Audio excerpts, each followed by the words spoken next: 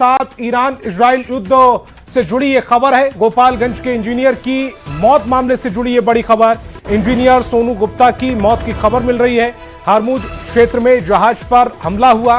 मंगलवार सुबह 4 बजे की घटना। परिवार को फोन पर जानकारी मिली। दुबई की समुद्री शिप पर सोनू गुप्ता काम करते थे। थाबे बाजार के रहने वाले थे सोनू गुप्ता। ईरान, इजराइल और अमेरिका के बीच में ये जो तनाव चल रहा है, उसी के बीच गोपालगंज के एक भारतीय इंजीनियर की मौत की खबर सामने आ रही है। थाबे के रहने वाले 30 साल के सोनू गुप्ता की कथित तौर पर हारमुज समुद्री क्षेत्र के पास एक जहाज पर हुए मिसाइल हमले में जान चली गई है। घटना के बाद परिवार में मातम पसरा हुआ है और परिजन शव को भारत लाने की मांग कर रहे हैं। ये बोलने उनको फोन आया कंपनी की तरफ कि आपके भाई इंजर्ड हो गए हैं, वहाँ पे मिसाइल गिरा है। उसके बाद से 1 घंटे बाद फिर फोन आया कि आपके भाई डेथ कर गए। कहाँ पे रहते थे? उनका सिम गया हुआ था सऊदी अरब। नॉक कंपनी में काम करते थे। और नालंदा जिले के सोहसराय थाना क्षेत्र के सोहसराय बाजार से खबर मिल रही है, जहां अज्ञात बदमाशों ने अचानक एक यातायात दरोगा पर हमला कर दिया। जानलेवा हमले में दरोगा मनोज कुमार का सिर फट गया है, जिन्हें इलाज के लिए सदर अस्पताल बिहार शरीफ में भर्ती कराया गया। फिलहाल घटना के बाद ट्रैफिक डीएसपी मोहम्मद खुर्शीद आलम ने जानकारी दी है कि पूरे मामले की जांच की जा रही है और सीसीटीवी फुटेज भी खंगाले जा रहे हैं।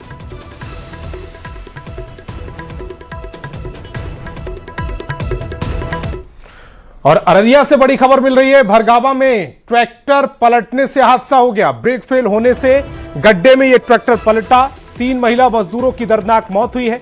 करीब 12 मजदूर हादसे में घायल हुए हैं। धान रोपनी के लिए ये सभी मजदूर जा रहे थे। घायलों का भरगामा पीएचसी में इलाज जारी है। सभी घायल खतरे से बाहर बताए जा रहे हैं। पुलिस ने मामले की जांच भी शुरू कर दी है। तस्वीर भी इस समय आपकी टेलीविजन स्क्रीन पर, 2 तस्वीरें आपकी टेलीविजन स्क्रीन पर। पहली तस्वीर में लोगों का जमघट दिख रहा है और दूसरी तस्वीर में भरगामा में ट्रैक्टर पलटने के दौरान की वो तस्वीर है, जहां पर यह हादसा हुआ है।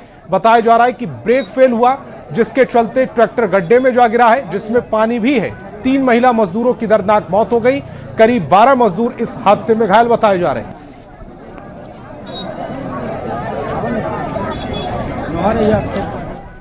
और सीतामढ़ी से बड़ी खबर है। यात्री बस हादसे का शिकार हो गई है। NH 227 के गोपालपुर के पास यह हादसा हुआ।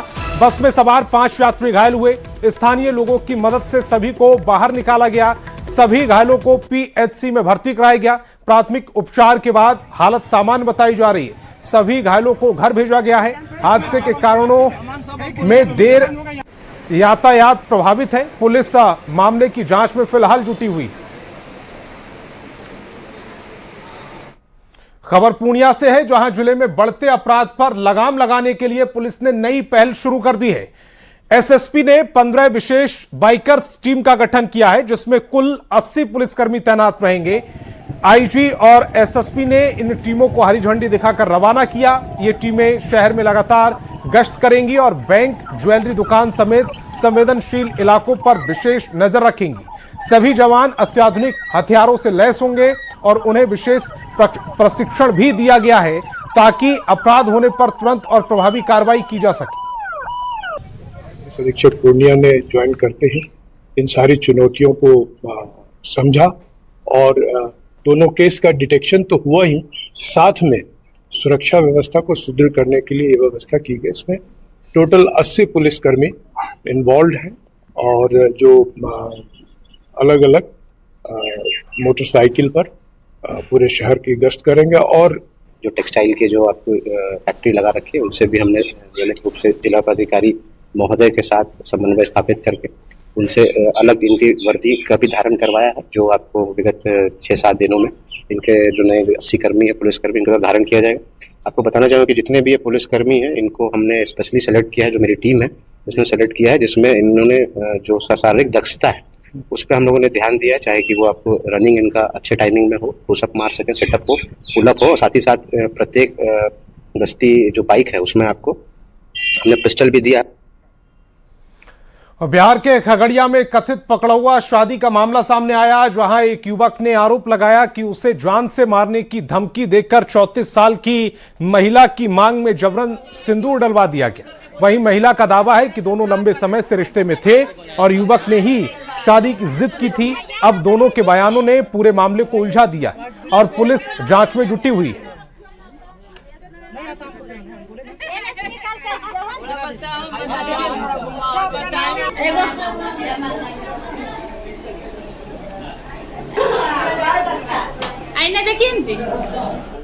और बांकीपुर विधानसभा उपचुनाव के लिए नामांकन का दौर खत्म हो चुका है। सियासी दलों ने मोर्चाबंदी शुरू कर दी है। बीजेपी ने भी नीरज सिन्हा के नामांकन के बाद पार्टी अब चुनाव में दमदार वोट की रणनीति बनाने जुटी है।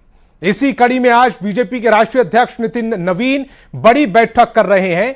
चुनाव की तैयारियों को लेकर नितिन नवीन पहले बीजेपी नेताओं के साथ समीक्षा बैठक कर रहे हैं, जिसमें उपचुनाव को लेकर रणनीति पर चर्चा चल रही है। उसके बाद वे एनडीए के नेताओं के साथ भी बैठेंगे और उनके साथ भी इस चुनाव को लेकर मंथन करेंगे। बैठक के बाद नितिन नवीन के दिल्ली लौटने के कार्यक्रम भी हैं।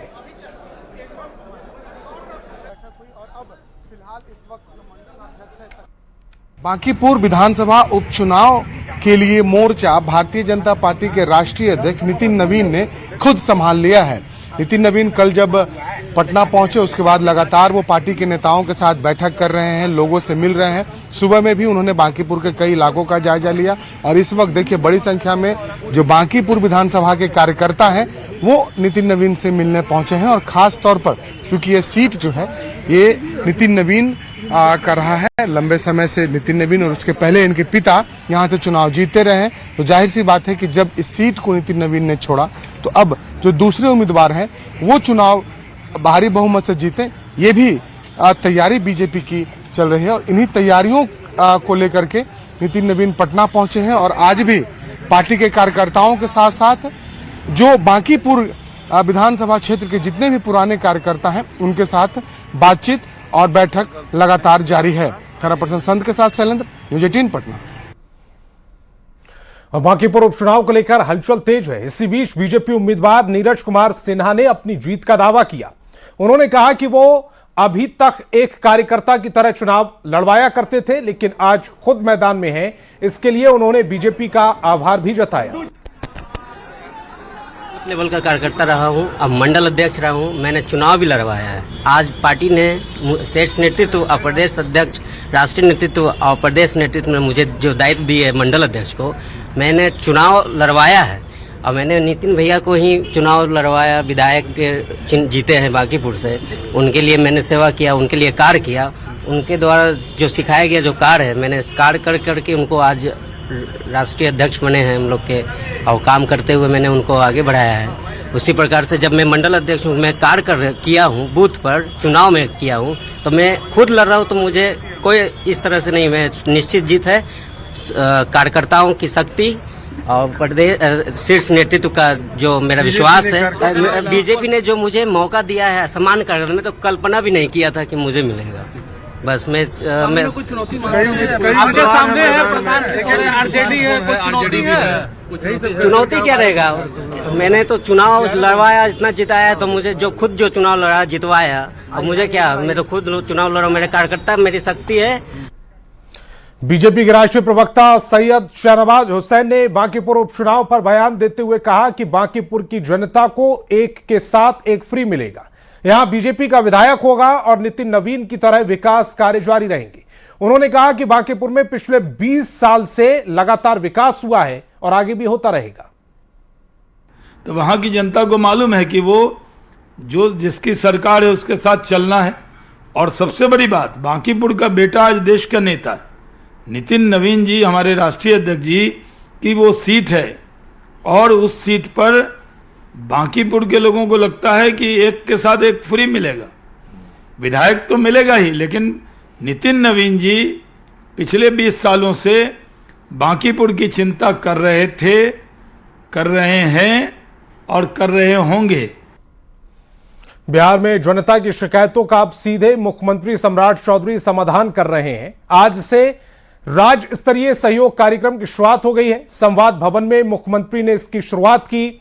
इस सहयोग कार्यक्रम में उन लोगों की शिकायतों का समाधान निकाला जा रहा है जिन्हें लगता है कि पंचायत और जिला स्तर के सहयोग शिविर में इंसाफ नहीं मिला है या अधिकारियों के फैसले या समाधान से असंतुष्ट हैं। मुख्यमंत्री सहयोग कार्यक्रम में चयनित आवेदन पर समाधान निकाला जाएगा। आपको बता दें कि 19 मई को पूरे बिहार में पंचायत स्तर पर सहयोग शिविर की शुरुआत की गई थी, जिसमें अब तक करीब 5.5 लाख आवेदन आ चुके हैं और ज्यादातर शिकायतों का समाधान भी हो चुका है। और सम्राट कैबिनेट के मंत्रियों ने भी मुख्यमंत्री की इस पहल की सराहना की और सभी ने माना कि मुख्यमंत्री के स्तर से अब जनता की परेशानी का हल निकाला जा रहा है। में एक बहुत बड़ी पहल की शुरुआत की गई है कि जो सहयोग शिविर से जो लोग अपने निर्णय से संतुष्ट नहीं हो पा रहे हैं वो आदरणीय मुख्यमंत्री जी के साथ स्वयं उपस्थित होकर या जिले में वीडियो कॉन्फ्रेंसिंग के माध्यम से जुड़ रहे हैं और त्वरित उनके कार्यों का निष्पादन भी हो रहा है। तो गुड गवर्नेंस की दिशा में एक बहुत बड़ा इनिशिएटिव मुख्यमंत्री जी ने लिया है। सहयोग शिविर एक अच्छी पहल है सरकार की और इसमें जनता का 90% से ज़्यादा काम हो रहे हैं और जनता भी इसमें इंटरेस्ट लेके अपने कामों को प्रशासन के सामने ला रहा है और हम लोग उसको निष्पादन कर रहे हैं। बहुत अच्छी व्यवस्था बनी है। लोगों की जो भी समस्याएं हैं उनके ऊपर टाइमलाइन के भीतर त्वरित कार्रवाई की जा रही है और लोगों को काफ़ी लाभ भी मिल रहा है इसका। पदाधिकारियों की बड़ी समस्या और शिकायत जो है यहाँ पे लेके लोग पहुँच रहे हैं। जी, जहाँ कहीं भी दिक्कत लोगों को आ रही थी, समस्या का समाधान अगर नहीं हो पाया था फर्स्ट लेवल से, तो अभी राज्य स्तरीय कार्यक्रम का आयोजन किया गया था और अब इसमें भी सभी लोगों की समस्याओं का समाधान हो रहा है। सहयोग शिविर का आयोजन किया, शुरुआत की। हमारी सरकार सुशासन न्याय के साथ विकास के बुनियाद पर टिकी है। इसी दिशा में उठाया गया एक कदम है और जनता से अनुरोध करता हूँ कि इस कार्यक्रम का इस पहल का फायदा उठाएं। मुख्यमंत्री जी ने शुरुआत की थी, नीतीश कुमार जी ने शुरुआत की थी, जी हाँ, उसी को हमने जारी रखा है। बेंडिये ने जो काम पापा करते थे एकदम बिल्कुल उसी से ही जुड़ा हुआ बात है ये। और इसी बीच बड़ी खबर मिल रही है, बंटी यादव हत्याकांड से जुड़ी बड़ी खबर। 3 दरोगा समेत 4 पुलिसकर्मी सस्पेंड कर दिए गए।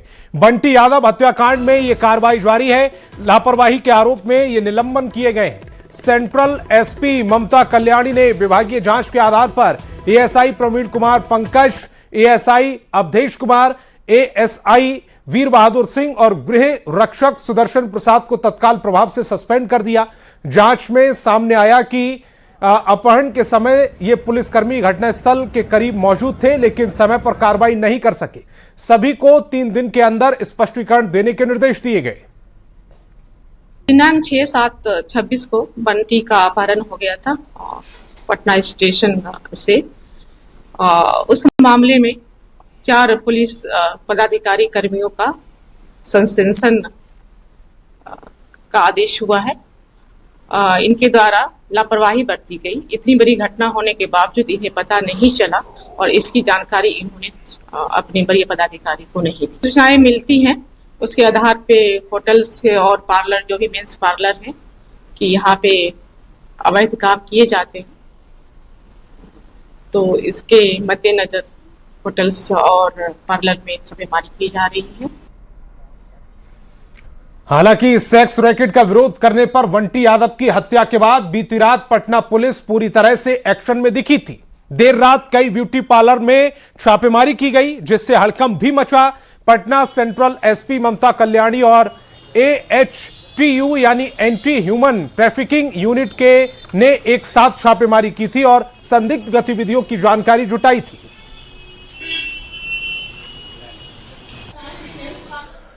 और अब जरा बंटी यादव हत्याकांड को समझ लेते हैं। न्यू कर बिगहिया में फास्ट फूड की दुकान थी उनकी। लगातार सेक्स रैकेट का विरोध कर रहे थे।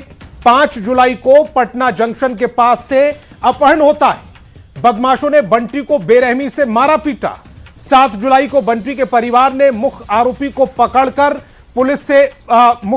पकड़ा। पुलिस ने समय रहते कार्रवाई नहीं की। परिवार ने यह आरोप लगाया। 6 दिन बाद करीब 60 किलोमीटर दूर शव मिला है। 11 जुलाई को बाढ़ के अथमल गोला में यह शव मिला बंटी का। बंटी के चेहरे को बुरी तरह से कुचला गया था। बंटी के कूल्हे में प्लेट से परिवार ने पहचान लगाई है। जो उनके कूल्हे पर प्लेट लगी थी उससे परिवार को यह पहचान हुई कि यह बंटी का शव है। आगे बढ़ेंगे खबर में। मुजफ्फरपुर से बड़ी खबर है। यहां पर पुलिस ने ऐसे गिरोह का खुलासा किया जो ऑटो से ट्रॉली में शराब भरकर डिलीवरी करता था और एक खेप के लिए शराब के धंधेबाज इन्हें 5,000 रुपए देते थे। अहियापुर थाना पुलिस ने सूचना उनको मिली और कुछ युवक ट्रॉली बैग में विदेशी शराब की खेप लेकर पहुंचे और उस खेप को एक ऑटो में रखकर सीतामढ़ी की तरफ ले जाने की कोशिश करने लगे। इस खबर पर पुलिस एक्शन में आई और तलाशी अभियान चलाया गया, जिसमें 2 युवक को शराब की खेप के साथ गिरफ्तार कर लिया गया। पकड़े गए धंधेबाजों ने स्वीकार किया है कि उन्हें शराब पहुंचाने के लिए 5,000 रुपए मिलते थे। तो 2 तस्वीरें आपकी टेलीविजन स्क्रीन पर हैं। मुजफ्फरपुर से तस्वीरें हैं। यहां पर पुलिस ने ऐसे गिरोह का खुलासा किया है जो ऑटो से ट्रॉली में शराब भरकर डिलीवरी किया करते थे। एक खेप के लिए वो शराब के धंधेबाज इन्हें 5,000 रुपए देते थे। अहियापुर थाना पुलिस को इस बात की सूचना मिली थी कि कुछ युवक ट्रॉली बैग में विदेशी शराब की खेप लेकर पहुंचे हैं और उस खेप को एक ऑटो में रखकर सीतामढ़ी की तरफ ले जाने की कोशिश में है। इस खबर पर पुलिस ने एक्शन लिया और तलाशी अभियान चलाया, जिसमें 2 युवक को शराब की खेप के साथ गिरफ्तार कर लिया। कौन बोला था तुमको लाने के लिए? माल तुम्हारा है? सीतामढ़ी रोड में वहाँ सूचना मिली कि वो सीतामढ़ी रोड में निकल गए हैं। सीतामढ़ी रोड में जब तलाशी ली गई आगे जा करके, तो एक होटल है, रेस्टोरेंट कॉर्पोरेट इवेंट नाम का होटल है, उसी होटल के सामने उस टेम्पू की तलाशी ली गई तो उसमें 4 ट्रॉली बैग में 90 लीटर बियर बरामद हुई। अगली खबर अरवल से है, जहां शराब पीने के आरोप में गिरफ्तार एक कैदी की इलाज के दौरान संदिग्ध परिस्थितियों में मौत हो गई। मृतक की पहचान रामपुर चौरम थाना क्षेत्र के अनिल कुमार उर्फ टुनटुन के रूप में हुई है। मौत की सूचना मिलते ही परिजन भड़क गए और उत्पाद थाना पहुंचकर हंगामा किया है। परिजनों ने आरोप लगाया कि जेल में अनिल के साथ मारपीट भी की गई और समय पर इलाज नहीं कराया गया। पुलिस ने लोगों को शांत कर शव को पोस्टमार्टम के लिए भेजा। फिलहाल मामले की जांच की जा रही है। उसमें एक व्यक्ति की मृत्यु हो गई है, तो मामला कस्टोडियल डेथ का है। तो इसका जो एक नियम है सुप्रीम कोर्ट के द्वारा जो गाइडलाइंस जारी किया गया है कि वैसा केस जिसमें इन्वॉल्वमेंट हो जो लॉ इन्फोर्सिंग एजेंसी है उसका, तो उसका इंक्वेस्ट मजिस्ट्रेट के द्वारा कराया जाएगा। पोस्टमार्टम मेडिकल बोर्ड के द्वारा होगा और पूरे पोस्टमार्टम प्रक्रिया की वीडियोग्राफी की जाएगी और उसके बाद जो भी परिजन लिख कर देते हैं तो संबंधित लोगों पर हम लोग FIR करें। शाम को लोग गेल थे बोल आज साड़ी रुपये के आ रहे थे, लौट रहे थे, लग के नीचे लोग को पकड़ लिया और हाजत में डाल दिया। शाम को मेरे पिताजी पकड़ा गए, उसमें पकड़ाए हैं। उन्होंने बोले, उनको फ़ोन किए कि इनको हार्ट की बीमारी है, खिटखिटा रहा है। हम लोग बोल रहे हैं कि कुछ दिखाइए कुछ सुना नहीं और दिखाया नहीं। बोले कि सदर ने चलो, नहीं दिखाया। मारपीट किया है, पूरा निशान कट गया, आपको पूरा ब्लड भी चल रहा है। अब बिहार सरकार स्टेट हाईवे पर बहुत जल्द एक विशेष कैमरा लगाने वाली है जो वैसे वाहन चालक पर नजर रखेंगे जो रॉन्ग साइड से गाड़ी चलाते हैं, बिना हेलमेट के वाहन चलाते हैं या फिर ओवर स्पीड गाड़ी चलाते हैं। तस्वीर कैमरे में कैद हो जाएगी। परिवहन मंत्री दामोदर रावत ने कहा है कि फिलहाल ये कैमरा SH यानी कि स्टेट हाईवे पर लगेगा। इसके बाद NH यानी कि नेशनल हाईवे की सड़कों पर बातचीत चल रही है। अगर इजाजत मिलती है तो उस पर भी कैमरा लगाया जाएगा। परिवहन मंत्री दामोदर रावत। दामोदर जी, आपके विभाग कुछ नई पहल करने जा रही है, क्या है सर वो पहल?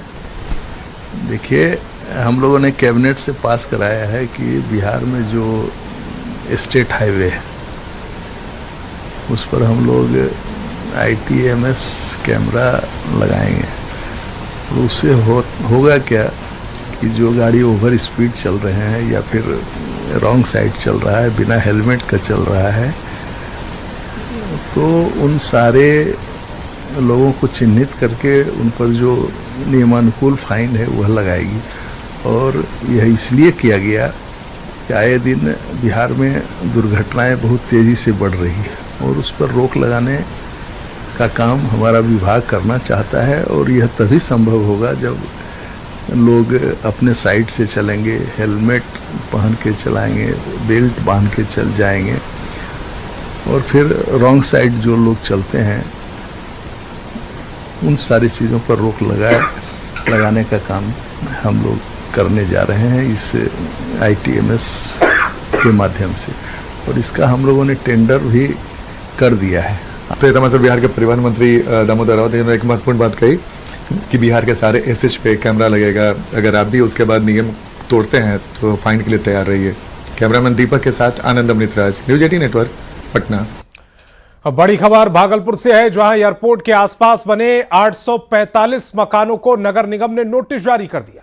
नोटिस के बाद विरोध तेज हो गया है। आज लगभग 100 से अधिक मकान मालिक नगर निगम कार्यालय पहुंचे और उप नगर आयुक्त से मिले। लोगों का कहना है कि उन्होंने सालों पहले जमीन की रजिस्ट्री कराई, भवन का नक्शा पास कराया और नियमों के तहत मकान बनवाया। अब अचानक दस्तावेज मांगकर कार्रवाई की चेतावनी देना गलत है। नगर निगम ने एयरपोर्ट क्षेत्र के 845 भवन स्वामियों को 7 दिनों के भीतर स्वीकृत नक्शा या AAI की NOC प्रस्तुत करने का नोटिस दिया है। निगम का कहना है कि एयरपोर्ट सुरक्षा मानकों के तहत भवनों की जांच की जा रही है। जिलाधिकारी के अंतर्गत जो आया है, मतलब जिलाधिकारी के अंतर्गत क्या बोलते हैं द्वारा जो आया नगर निगम को आदेश, और नगर निगम से जो हम लोग को नोटिस मिला है, वो नोटिस में ये लिखा हुआ है कि जो भी व्यक्ति का नक्शा पास नहीं है वो आके नक्शा पास करवाएं, और जो भी व्यक्ति का नक्शा पास है वो भी आके यहाँ पे सूचित करें। बात समझे ना। दूसरा नंबर ये है कि नगर निगम ये बताने के लिए तैयार ही नहीं है कि नक्शा अगर पास करवाए तो उसकी हाइट क्या होगी, उसका नाप क्या होगा, उसका क्या गतिविधि होगा। ये कुछ नोटिस के मुताबिक हम लोग उपस्थित हुए और कल भी मेयर मैडम से बात हुई थी, तो उस जो सहमति बनी उसके मुताबिक उन्होंने लेटर दिया नगर आयुक्त को, लेकिन सर है नहीं, किसी विशेष काम में इंगेज हैं। और हम लोग आए तो वही हुआ कि नोटिस आपका अभी 4 डेट का नहीं लागू होगा, और आप सर आते हैं, सारा स्थिति हम उनके पास ब्रीफ करेंगे।